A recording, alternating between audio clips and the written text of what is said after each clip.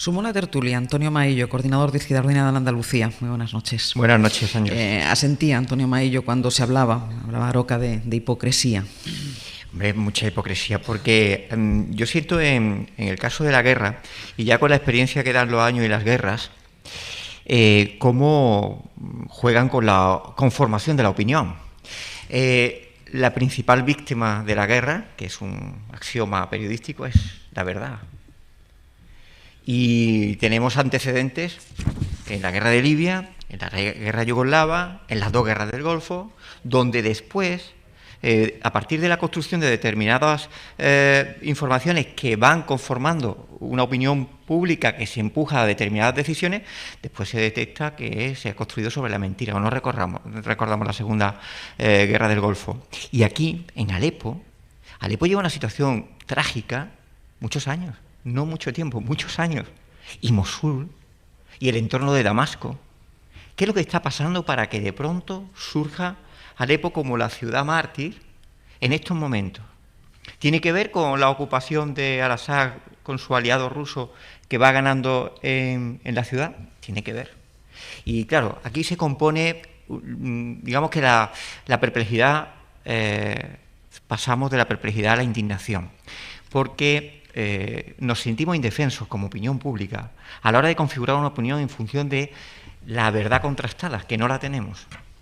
Y ahí de verdad que nos sentimos profundamente indignados porque la construcción de Alepo como ciudad que ha sido arrasada, pero no ahora, desde hace mucho tiempo, ahora se configura una suerte de indignación con una guerra que lleva muchos miles de muertos, donde hay injerencia de muchas potencias, y donde hay una profunda hipocresía de un Occidente que apoya a gente que ha causado el terror y que ha sacudido a aquel país.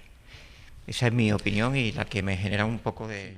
Voy a seguir hablando con Antonio Maillo porque le había invitado no solo para hablar de Alepo, lo que pasa es que como teníamos la conversación, porque es el tema, es la actualidad, pero yo le había invitado para hablar un poquitín con él de política, también para preguntarle cómo está. Muy bien. ¿Ya tiene el alta? La tengo, aunque tú sabes que este tipo de enfermedades necesitan sus revisiones permanentes, pero yo creo que con toda la quimio que he recibido, ahí tengo que estar limpio. ¿No? Así lo vivo, ¿no? ¿Qué sensación tuvo cuando ya le dieron el alta? Pues una sensación de descarga y de profunda gratitud, fíjate. Ya hablaremos de la gratitud como ejercicio para sanar, ¿no? ¿Qué ha aprendido de la enfermedad? Muchas cosas. Una enfermedad de estas características, además en un contexto como se produjo, que fue el primer día de campaña, enseña que es un acto de humildad permanente, ¿no? Además, en política, no sé si vosotros lo percibís, yo lo percibo desde que estoy un poco en esta pomada de una forma más intensa, ¿no? Hay como una sensación de invulnerabilidad. El político nunca se pone enfermo, siempre tenemos para todo, sabemos de todo, y de pronto uno asume toda la condición de vulnerabilidad humana. Y lo que he aprendido ha sido a proceder a conectarme a la vida de una forma más sabia, quizás, o menos estúpida que antes. Usted ha sido un firme defensor de la convergencia de Izquierda Unida y de Podemos, una confluencia electoral que debe avanzar hacia un matrimonio permanente.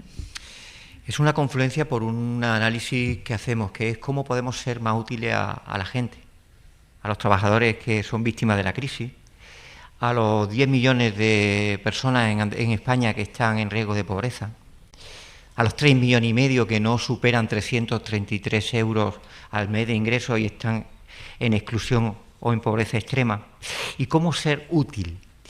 Y nosotros nos decimos, si configuramos la convergencia o confluencia de gente, y no solo Podemos e Izquierda Unida, sino más gente que esté de acuerdo en desarrollar unas políticas profundamente diferenciadas de las que nos han llevado a un país como España, que independientemente del conflicto catalán está roto socialmente, con unas tasas de desigualdad que solamente son superadas por Rumanía y Serbia, que decimos que el mejor instrumento es unirnos a gente que coincide en lo esencial con nosotros para ofrecer a la sociedad española y a la sociedad andaluza una oportunidad de cambio. ¿Pero por qué no podía hacer esto Izquierda Unida sola? Porque un partido con la trayectoria, con la historia que llevaba detrás. Y la que nos queda, Ángel. La que os queda individualmente.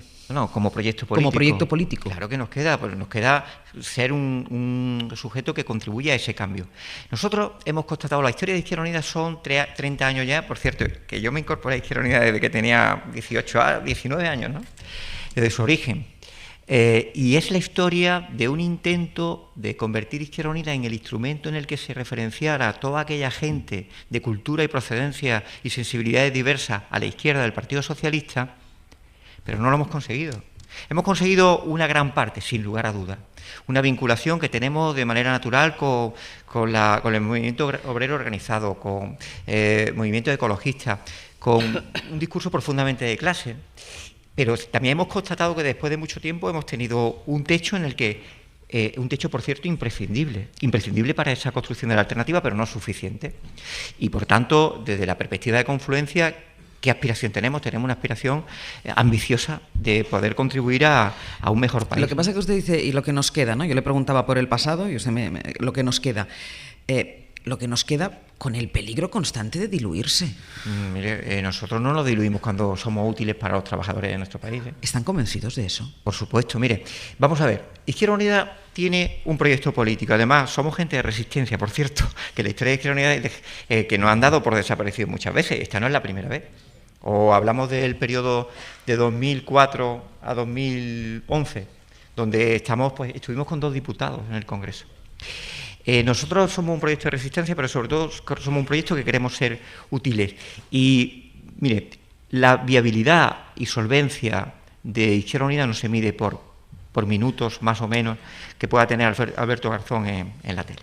Se mide por la capacidad que tenemos como instrumento político para contribuir y tener altura de miras con otra gente para cambiar este país. Y ahí sí que seremos útiles. ¿Por qué ha generado de pronto que el debate de una confluencia que abre una fisura en el Congreso de los Diputados como nunca antes, es decir, 71 diputados, es verdad, nosotros somos 8, antes éramos 8 también, es verdad que éramos 8 en un grupo de 11, ahora somos 8 en un grupo de 71, pero en ese espacio, desde luego, tendremos más capacidad de influir en nuestras posturas políticas para que se abran pasos en nuestro país.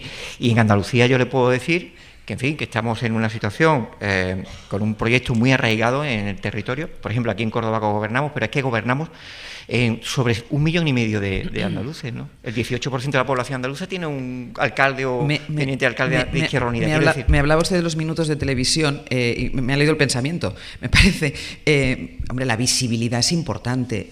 El otro día, ayer, en el Pleno del Congreso, se debatían cuestiones económicas. Hombre, Alberto Garzón a lo mejor podría haber defendido la postura de Unidos Podemos en algunas de ellas, ¿no? Y la defenderá. Yo estoy de acuerdo que la visibilidad es muy importante y, de hecho, también es verdad que ha coincidido con un momento en que Alberto ha estado con algunos problemas de salud, que también, bueno, pues, en fin... Que esas cosas pasan. Pura vida, ¿no? ¿Qué me va a decir? Y quizás ha podido coincidir también ese ritmo más ralentizado. Pero aún desde ese riesgo al que usted aludía, nosotros vamos a construir, estamos convencidos porque creemos que bastante solvencia ideológica, podemos estar equivocados o no, hay gente que coincida o no con nosotros, pero lo que está claro es que hemos hecho una reflexión democrática que nos sitúa en un espacio y en un bloque, en el que es verdad que ahora mismo no somos aritméticamente mayoritarios, pero sí aspiramos a que nuestros discursos y nuestras reflexiones se abran paso. Les voy a poner un ejemplo.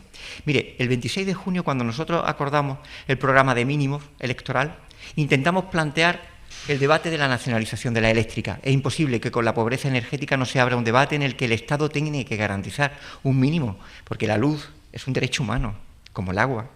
No conseguimos convencer a los compañeros de ECUO, de Podemos, o las Mareas, que se introdujera ese debate, pero nosotros lo mantuvimos como propuesta de máximos. Hace poco le escuché a Pablo Iglesias decir que habría que abordar ese debate.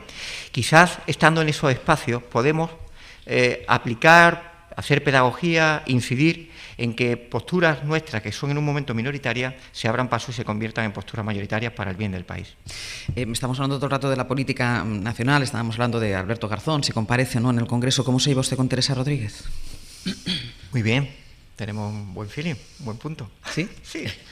Además, yo no la conocía, no nos conocíamos ni nada, pero es verdad que tenemos una relación bastante cómoda de conexión, sí. Y en la, bueno, no sé si lucha porque ellos lo desmienten, pero en el enfrentamiento Errejón-Pablo Iglesias, ¿dónde se sitúa usted? Yo me sitúo ¿Dónde se sitúa? ¿De Izquierda Unida o no tiene? Vamos a ver, Izquierda Unida no va a estar en los debates de otras organizaciones, ¿no? Quiero decir, Podemos, Izquierda Unida. Es verdad que, por supuesto, las conclusiones... Lo que pasa es que cada uno defiende un modelo diferente y ustedes están ahí. Nosotros sí que tenemos clarificado qué es lo que queremos.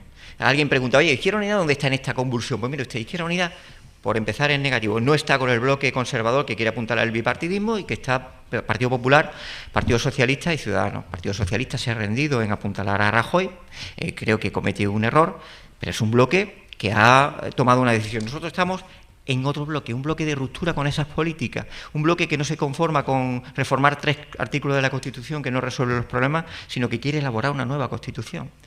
Y un bloque que cambie radicalmente las prioridades en favor de la mayoría social. ¿Qué nos gustaría que Podemos, en qué posiciones de Podemos se posicionara o vencieran o se superaran? Pues evidentemente las que más se parecen a las que defendemos en Izquierda Unida. Los que han defendido esa coalición o ir juntos, esa confluencia con Podemos, ¿ya no escuchan críticas de aquellos que dentro de Izquierda Unida no querían esa confluencia?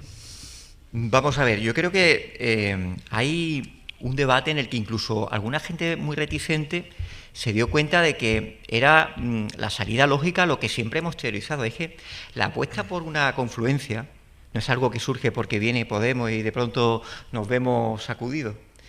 La apuesta por la confluencia se aprobó en Izquierda Unida en el año 2008, cuando se caracteriza que pese al espejismo del crecimiento económico sobre una base muy especulativa vinculada a la construcción y a otros sectores, desde esa base insostenible para este país, se avecinaba una crisis que después nos ha sacudido y reconozco que incluso nos ha superado en la tragedia y en la ruptura social, como digo, de nuestro país, de España, y es algo connatural a lo que nosotros llevábamos mucho tiempo hablando. ¿Qué es lo que nos ha pasado en Izquierda Unida? Pues que quizás pensábamos o no, que aspirábamos legítimamente a dirigir ese proceso, y no es así. Pero la sociedad manda y nosotros que somos muy laicos, si hay algo sagrado en democracia es respetar la voluntad popular. Antonio Maillo decía, he aprendido gratitud, dice, después hablaré gratitud, ¿hacia quién? Hacia mucha gente y a la vida también, pero una gratitud a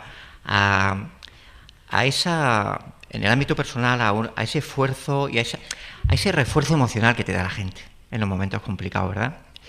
Gratitud, por ejemplo, al sistema sanitario andaluz.